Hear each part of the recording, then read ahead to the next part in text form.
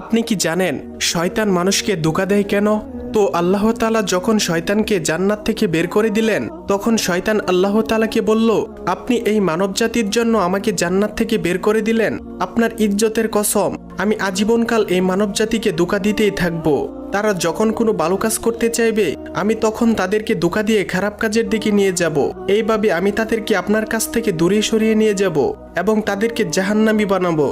তখন আল্লাহ তাআলা শয়তানকে কি বলেছিলেন তা জানার আগে আপনি যদি মুসলিম ভাই বা বোন হয়ে থাকেন, তাহলে ভিডিওটিতে একটি লাইক এবং চ্যানেলটি সাবস্ক্রাইব করুন এবং আপনার সুন্দর নামটি কমেন্টে লিখে যান। তখন আল্লাহ তাআলা শয়তানকে বলল, তুই সারা জীবন আমার বান্দাদের ধোঁকা দিবি, তাদেরকে বিভিন্ন প্রকার গুনাহ করাবি, তাদের মুনাফিক বানাবি, তাদের বেনামাজি বানাবি। কিন্তু আমার বান্দারা যদি জীবনে একবার হলেও তাদের গুনাহের প্রতি অনুতপ্ত হয়ে আমি আল্লাহর কাছে 2 ফোঁটা চোখের পানি ফেলে ক্ষমা চায়, আমি আল্লাহ তাদের জীবনের সমস্ত গুনাহ মাফ করে দেব।